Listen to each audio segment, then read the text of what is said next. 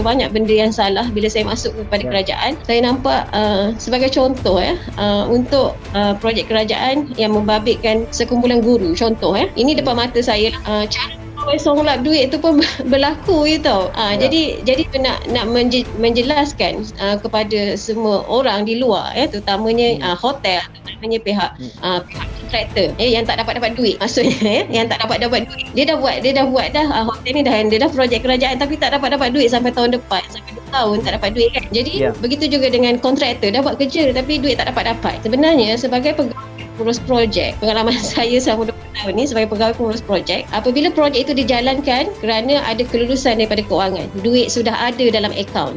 Jadi bila duit sudah ada dalam akaun, baru projek jalan. Tak ada pegawai yang berani melaksanakan projek kalau tak ada surat kelulusan daripada kewangan. Jadi sekarang ni bila yang tak dapat duit itu, hotel tak dapat duit, kontraktor tak dapat duit, dia adalah kerana pegawai itu sendiri, bukan kerana sebab tak ada pegawai yang berani memulakan projek kalau tak ada surat kelulusan yang duit dah ada dalam akaun. Siapa nak bayar? Tak ada siapa yang akan nak bayar benda tu. Jadi sebagai contoh, ketika saya pertama kali saya handle projek yang bernilai 1.2 juta, pihak hotel, dia sebuah hotel di Kuala Lumpur lah. Lepas tu pihak hotel, prosedur dia dalam masa 2 minggu kita kena hantar semua claim kepada kewangan. Jadi semua claim tu dalam masa 2 minggu saya hantar. Saya tak cuti. Lepas balik pada projek saya tak cuti, saya akan hantar ke kewangan. Lepas tu pihak hotel hubungi saya, kata terima kasih puan, itu pertama kali kami dapat cepat duit claim.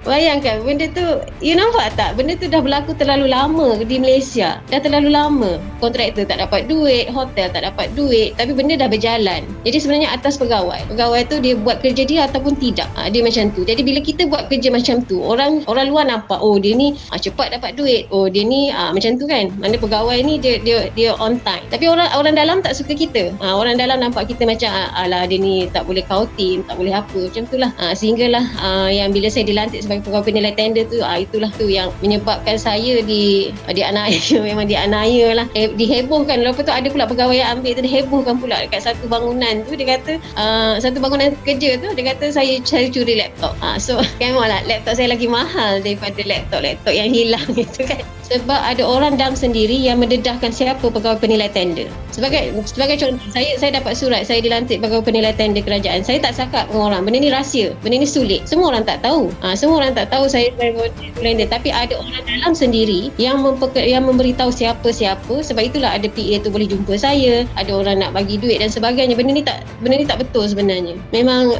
saya tak kata semua pegawai kerajaan begitu, tetapi dah terlalu berleluasa. Kalau kita tengok dalam grup kontraktor, kita tengok dalam grup hotel, keluhan tak dapat duit terlalu banyak. Ada sampai bertahun-tahun. Sedangkan duit kerajaan setiap tahun ada. Macam contoh, saya masuk dalam mesyuarat keuangan bagi peringkat kementerian saya. Mesyuarat keuangan pada bulan 12 untuk tahun hadapannya. Jadi dekat situ dah cakap, okey, Department A 72 juta, Department B 80 juta, Department C 120 juta untuk tahun hadapannya. Maksud itu mesyuarat memberitahu jumlah-jumlah yang diluluskan. Jadi sebagai pegawai kita kena buat paperwork lah berdasarkan jumlah yang kerajaan dah bagi kan. Kita buat paperwork, kita nak buat apa tahun depan tu. Okey, bajet yang diberi 72 juta contoh Lepas tu kita buat paperwork, kita nak buat apa. Kemudian kita tunggu daripada kewangan surat kelulusan melaksanakan projek. Jadi bila surat kelulusan melaksanakan projek, saya pernah tanya pada pihak kewangan, pegawai kewangan tu, dia kata duit dah ada, boleh on projek. Itu ayatnya. Duit dah ada dalam akaun, boleh on projek. Tapi kenapa orang tak dapat duit? Saya kan pihak hotel, bila dia dapat duit cepat